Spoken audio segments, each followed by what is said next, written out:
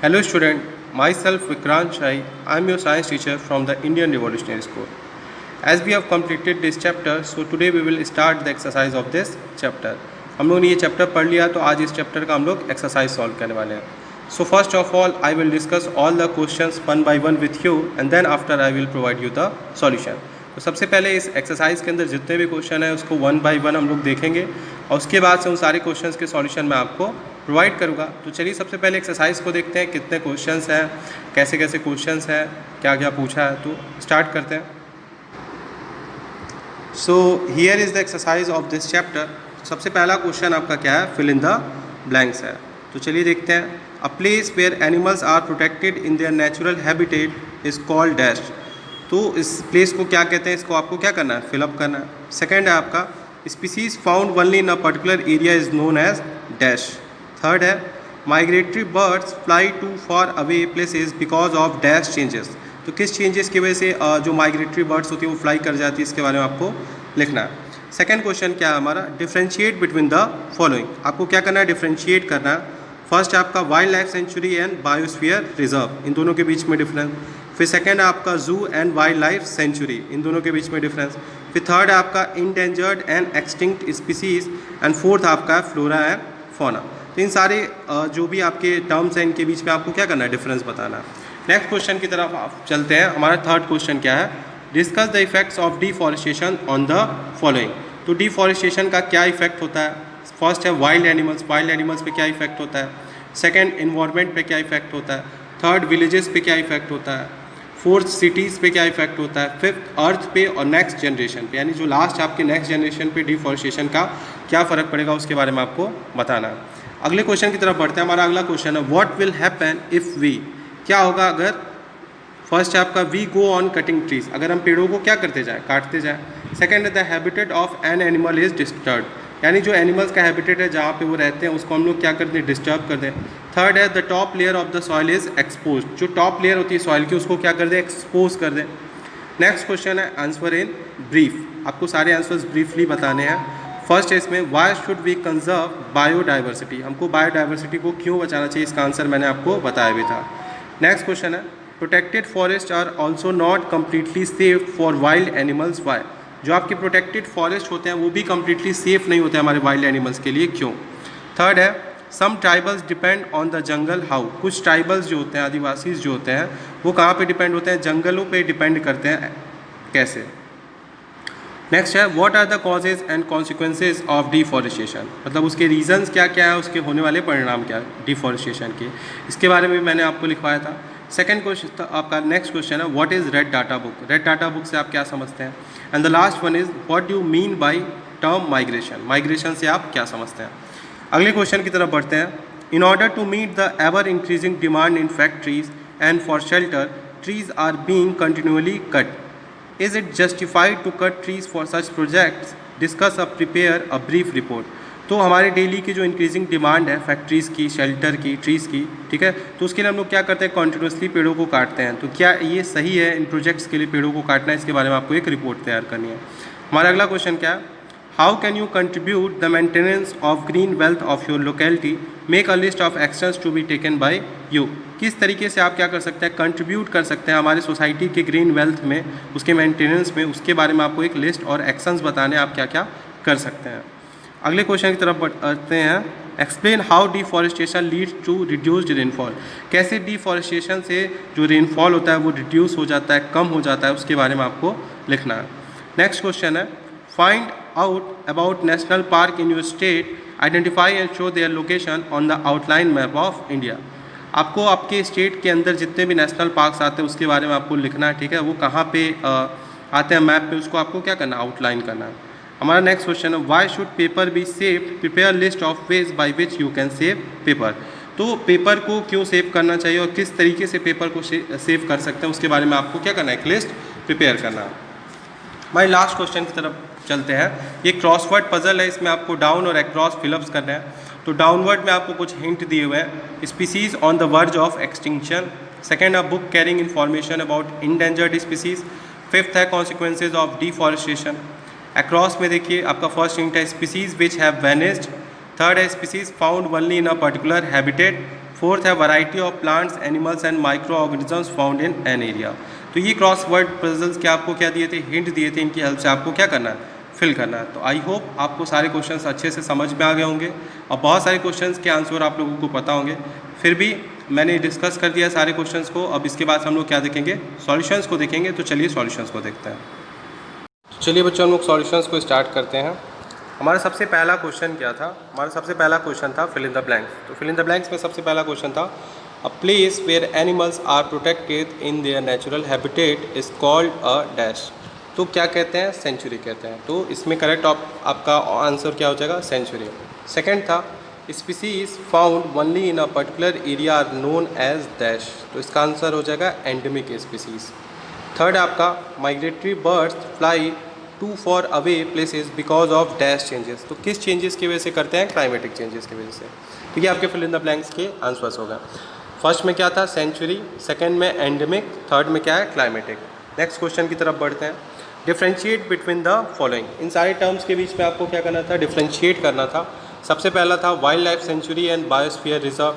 Second था zoo and wild life sanctuary. Third था endangered and extinct species and fourth था flora and fauna.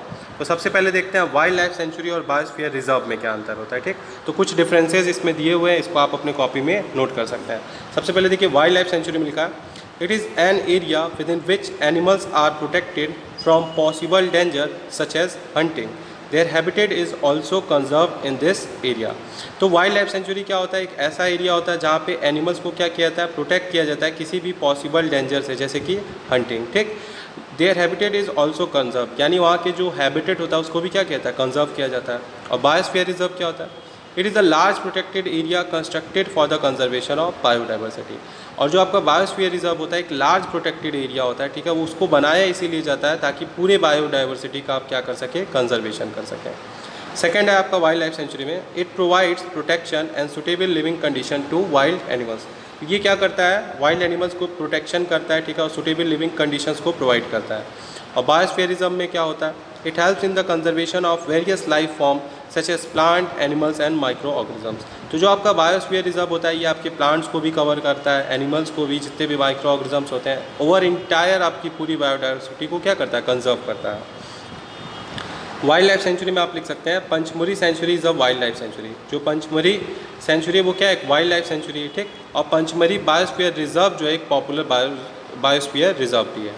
Next हमारा difference है जू और वाइल्ड लाइफ सेंचुरी के बीच में। तो चलिए देखते हैं जू और वाइल्ड लाइफ सेंचुरी के बीच में क्या डिफरेंस है। जू में आप लिख सकते हैं it is a facility in which animals are kept for public exhibition. एक तरह की फैसिलिटी होती है जहाँ पे एनिमल्स को किस रखा जाता है, लोगों के देखने के लिए रखा जाता है, पब्लिक एक्सहिबिशन के लिए रखते हैं। और वाइल्ड लाइफ सेंचुरी में क्या करते हैं, it is an area within which animals are protected from possible danger such as hunting. Their habitat is also conserve in this area. जो आपकी वाइल्ड लाइफ सेंचुरी होती है वो क्या होती है, प्रोटेक्टेड एरिया होता है जहाँ पे जितने भी पॉसिबल डेंजर्स होते हैं जैसे कि हंटिंग हो गया या जो भी अदर डेंजर्स हैं उनसे एनिमल्स को प्रोटेक्ट करते हैं और उनके नेचुरल हैबिटेट को भी क्या किया जाता है, कंजर्व किया जाता है। जू आपका होता है आर्टिफिशियल हैबिटेट होता है और जो वाइल्ड लाइफ सेंचुरी होती है वो क्या होती है, एक नेचुरल हैबिटेट प्रोवाइड की जाती है एनिमल्स को। नेक्स्ट हमारा डिफरेंस था इंडेंजर्ड स्पीसीज़ और एक्सटिंक्ट स्पीसीज़ के बारे में।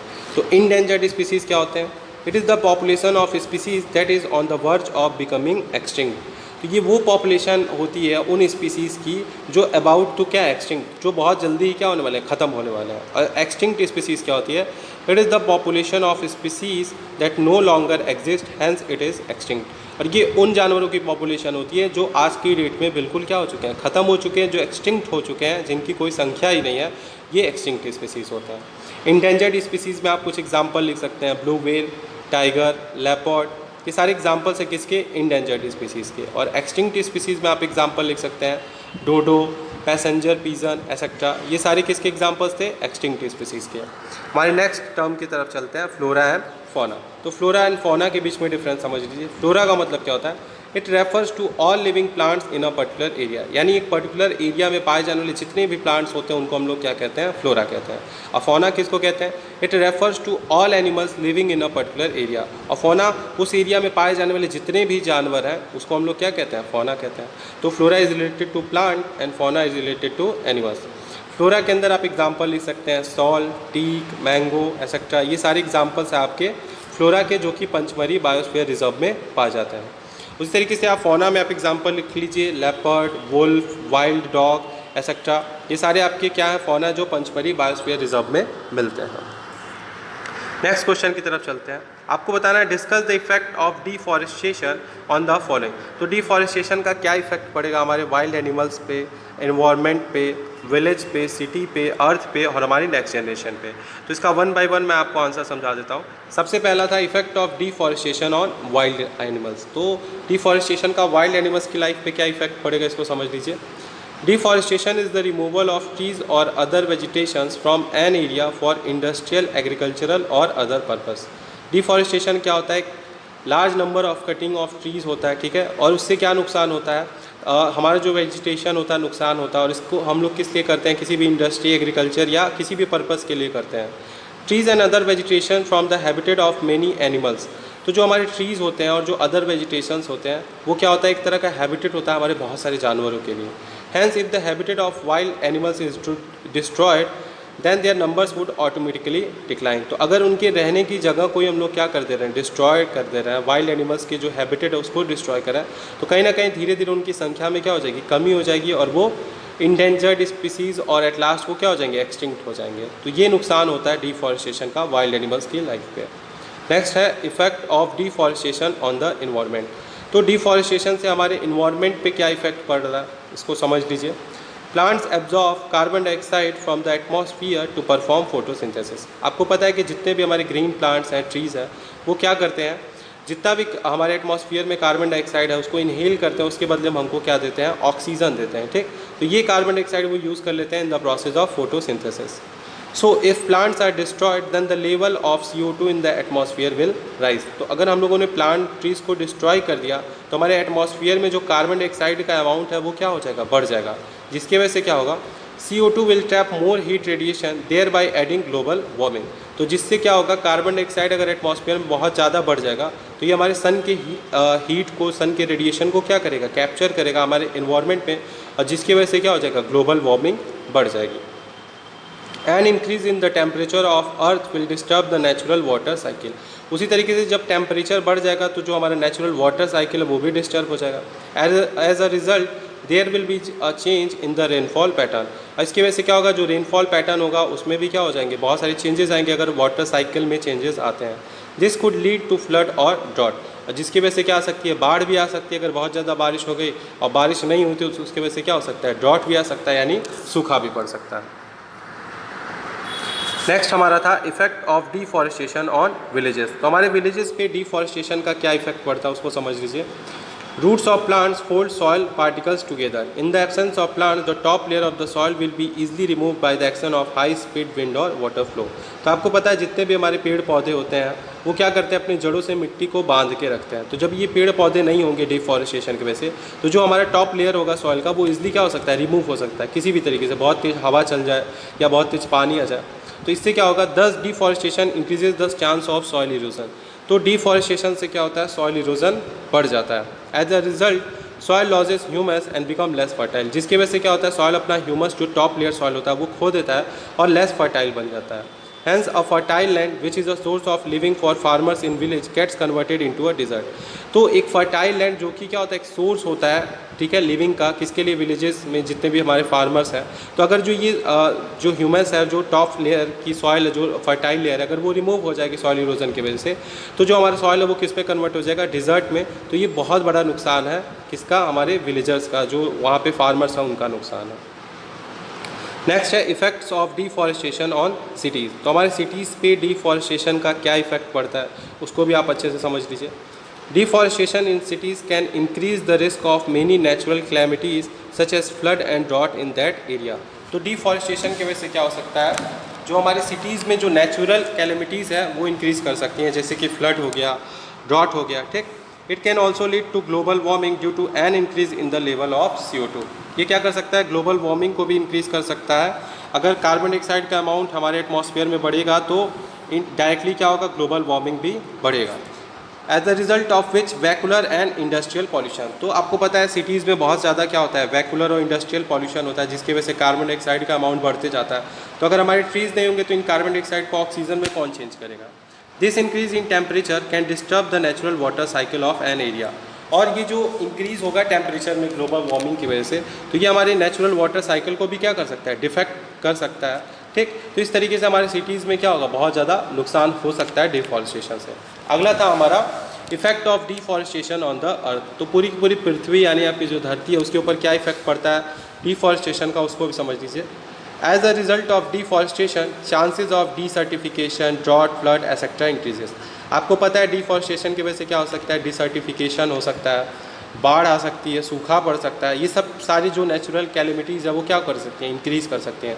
Deforestation can also increase the level of CO2 on the earth. ठीक, डिफॉरेस्टेशन की वजह से कार्बन डाइऑक्साइड का अमाउंट भी अर्थ पे बढ़ सकता है। ठीक है, ये टेम्परेचर को इंक्रीज़ कर सकता है जिसकी वजह से ग्लोबल वार्मिंग होगी और पूरा का पूरा इंटायर वाटर साइकिल डिस्टर्ब हो जाएगा और इसकी वजह से जो नेचुरल कैलेमिटीज़ है, बाढ़ है, सूखा है, इन सब के चांसेस क्या हो जाते हैं, बढ़ जाते हैं।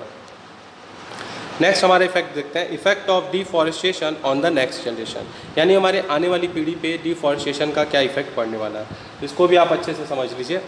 Deforestation is slowly changing our environmental condition. तो डिफॉरेस्टेशन की वजह से क्या हो रहा है, धीरे धीरे हमारे इन्वायरमेंटल कंडीशंस क्या हो रहे हैं, बदल रहा है। It is responsible for global warming, soil erosion, green house effect, drought, flood and many other global problem.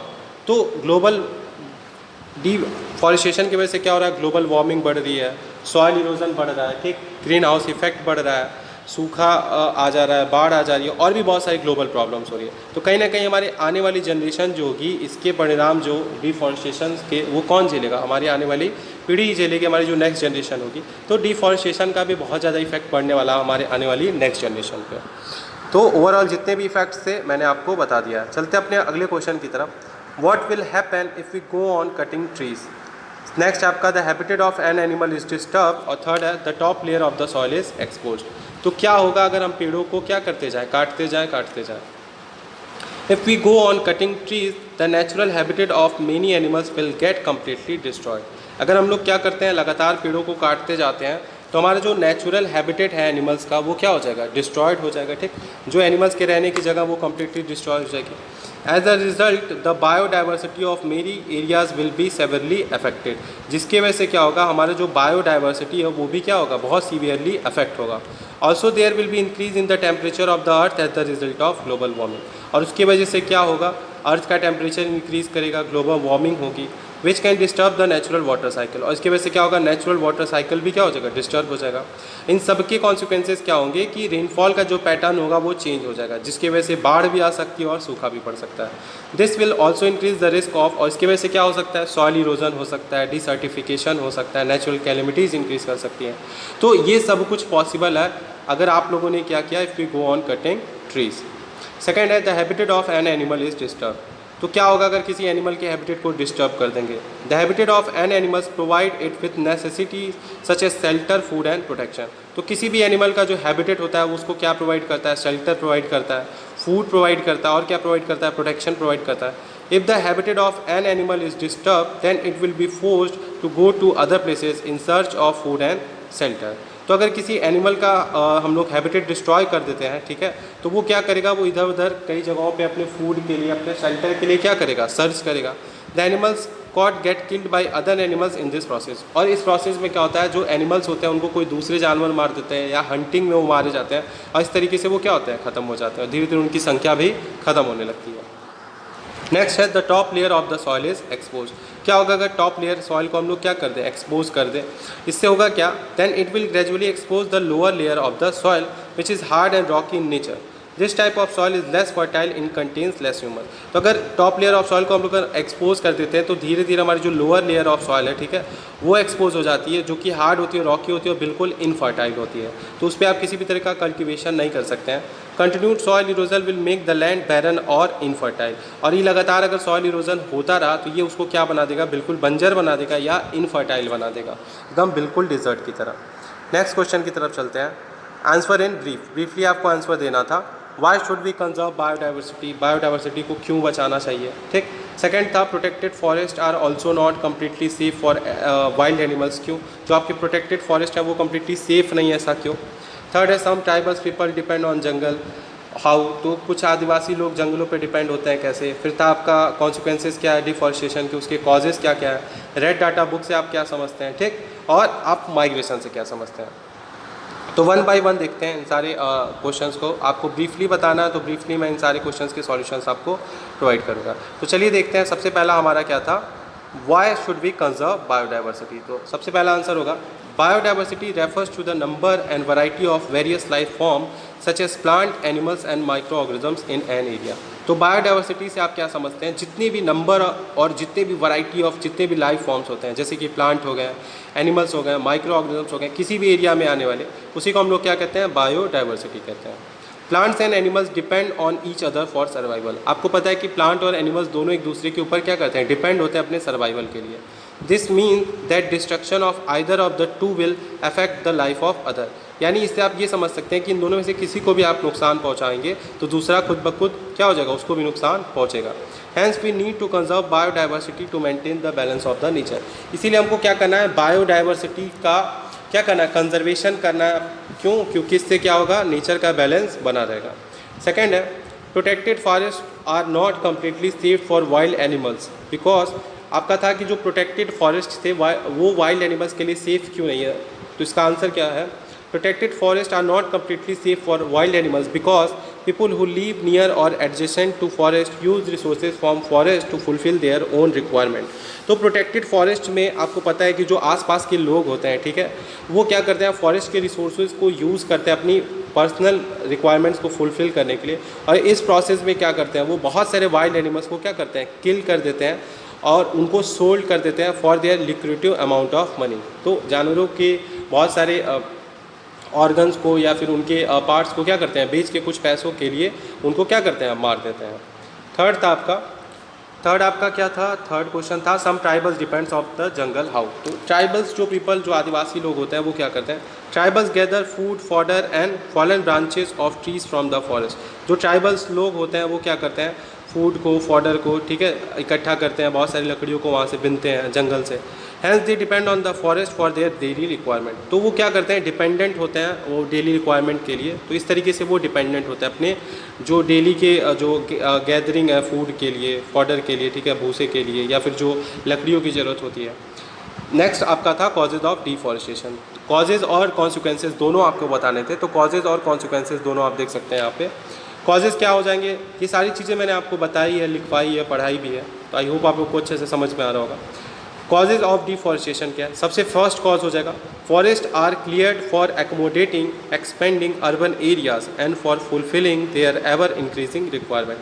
तो जो फॉरेस्ट है उसको क्यों क्लियर किया जा रहा है, क्यों डिफॉरेस्टेटेड लैंड बनाया जा रहा है, ताकि क्या कर सकें हम लोग, ज़्यादा से ज़्यादा एरिया कवर कर सकें शहरों को बसाने के लिए, ठीक है, उनके इंक्रीजिंग रिक्वायरमेंट्स को फुलफिल करने के लिए। सेकंड रीज़न आपका forest are destroyed to clear land for crops and cattle grazing. तो जानवरों को रखने के लिए, ठीक है, उनके ग्रेजिंग के लिए फॉरेस्ट को क्लियर किया जा रहा है। थर्ड रीज़न आपका हो सकता है trees are cut down to be use for firewood. तो फायरवुड की तरह यूज़ करने के लिए भी लकड़ियों को काटा जाता है, ठीक है, जलाने के लिए। कॉन्सिक्वेंसेज क्या क्या होंगे डिफॉरेस्टेशन से, नुकसान क्या क्या होगा।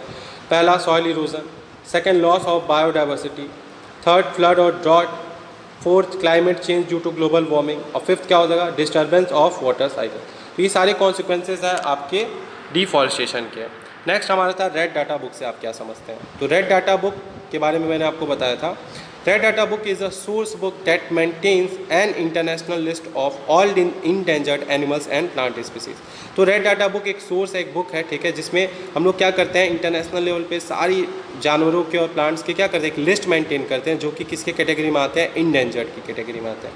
और ये किसके द्वारा किया जाता है, this book is maintained by IUCN। ये IUCN एक संस्था है जो करती है, international union for conservation of nature and natural resources. तो ये एक संस्था है जो कि रेड डाटा बुक को क्या करती है, मेंटेन करती है।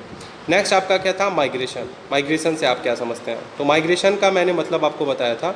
Migration refers to the movement of an organisms और the group of organisms for its natural habitat to another place at a particular time every year. तो माइग्रेशन का मतलब होता है एक जगह से दूसरी जगह मूव करना, किसी भी ऑर्गेनिजम्स का या उस ऑर्गेनिजम्स के पूरे ग्रुप का, इन सर्च ऑफ एक नई जगह, अपनी नई रहने की जगह तलाशने के लिए, in search of food. Organisms migrate from one place to another to avoid inhabitable climatic conditions and for breeding. ये ऑर्गेनिजम्स माइग्रेट क्यों करते हैं? तो जो भी इनहेबिटेबल कंडीशंस, क्लाइमेटिक कंडीशंस कई बार डेवलप कर जाती है, तो उनसे बचने के लिए और ब्रीडिंग करने के लिए क्या करते हैं, एक जगह से दूसरी जगह पे मूव करते हैं। हमारे अगले क्वेश्चन की तरफ चलते हैं। In order to meet the ever increasing demand in factories and for shelter, trees are being continuously cut. तो हमारी इंक्रीजिंग डिमांड जो भी फैक्ट्रीज़ के हैं शेल्टर के लिए, ठीक है, उसके लिए हम ट्रीज़ को क्या कर रहे हैं, लगातार कट कर रहे हैं। Is it justified to cut trees for such project, discuss and prepare a brief report. तो क्या ये सही है?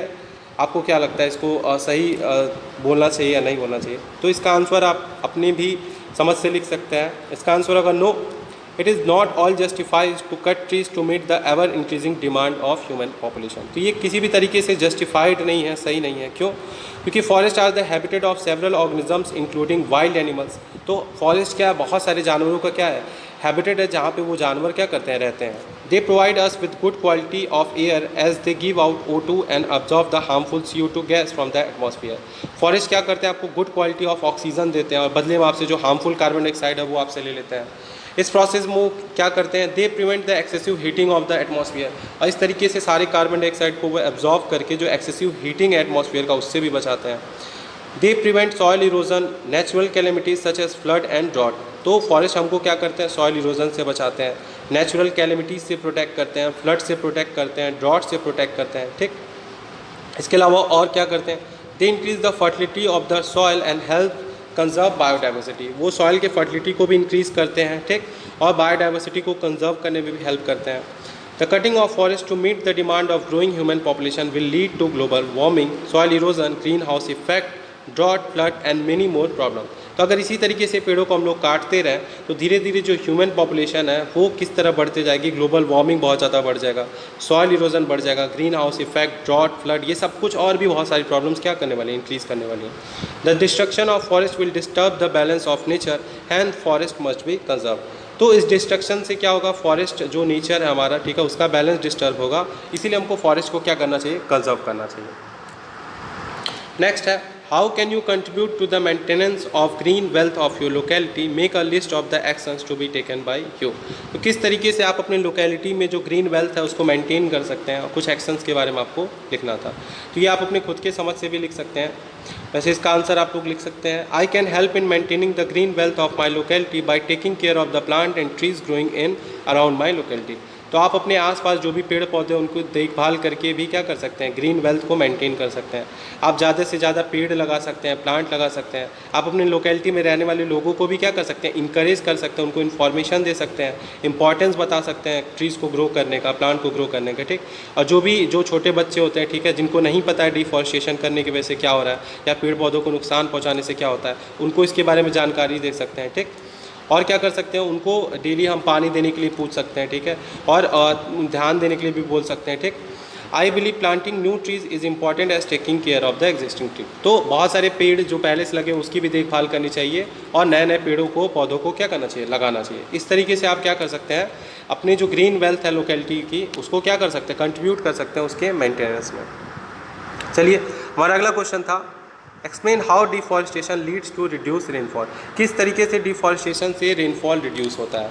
तो अभी हम लोगों ने देखा था कि जब डिफॉरेस्टेशन आप करते हैं तो उसमें क्या होता है, ट्रीज़ और जितने भी नेचुरल वेजिटेशंस होते हैं, ठीक है, इंडस्ट्रियल पर्पज़, एग्रीकल्चर पर्पज़ या किसी भी पर्पज़ के लिए उसको क्या करते हैं, रिमूव कर देते हैं, कट कर देते हैं। Plant or trees absorb CO2 from the atmosphere. If the plant are destroyed, then the level of CO2 in the atmosphere will increase.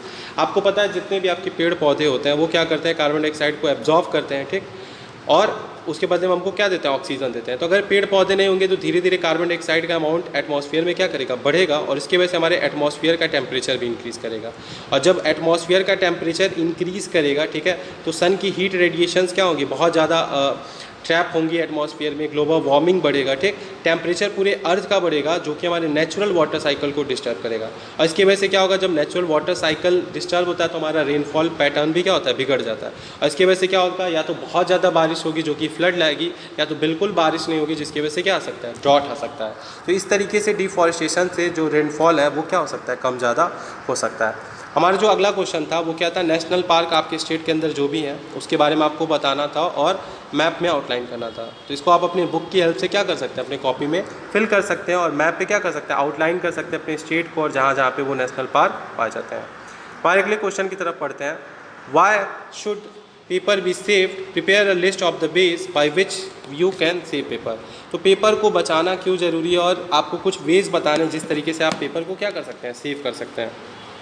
तो इसका आंसर हो जाएगा paper should be save because it takes around 17 full grown trees to make 1 ton of paper. तो paper हम लोग को इसलिए बचाना चाहिए क्योंकि मैंने अभी आपको कल ही पढ़ाया था, ये बताया था कि हम लोग क्या करते हैं, 1 टन पेपर बनाने के लिए 17 बड़े पेड़ों को क्या करना पड़ता है, काटना पड़ता है 1 टन पेपर बनाने के लिए।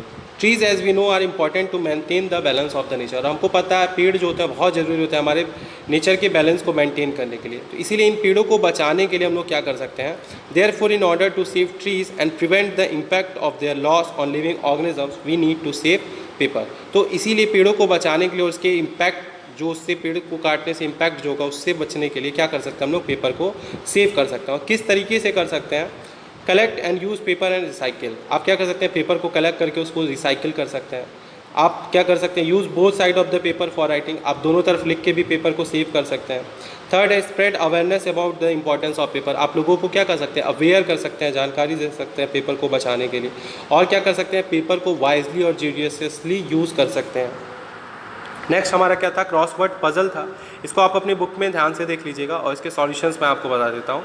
जो आपके डाउनवर्ड में था, species on the verge of extinction, फिर था book carrying information about endangered species, फिर था कॉन्सिक्वेंसेज ऑफ डिफॉरेस्टेशन, और अक्रॉस में था species which have vanished, species found only in a particular habitat, और क्या था, variety of plant animals and micro organisms found in an area.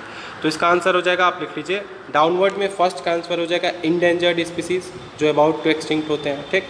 फिर second में हो जाएगा रेड डाटा बुक, और थर्ड में क्या हो जाएगा, डिजर्ट। और अक्रॉस में आप लोग लिख सकते हैं एक्सटिंक्ट, एंडेमिक एंड बायोडाइवर्सिटी। सो जितने भी क्वेश्चन थे इस एक्सरसाइज में थे, मैंने 1 बाय 1 आपसे डिस्कस कर लिया। आई होप आप लोगों को अच्छे से समझ में आ गया होगा। और आज के लिए आपका यही एक्सरसाइज होमवर्क है, इसको आप कंप्लीट करेंगे, ठीक है, और कंप्लीट करके मुझे सेंड करेंगे। I will check your copies. So आज के लिए बस इतना है। Thank you class, have a good day.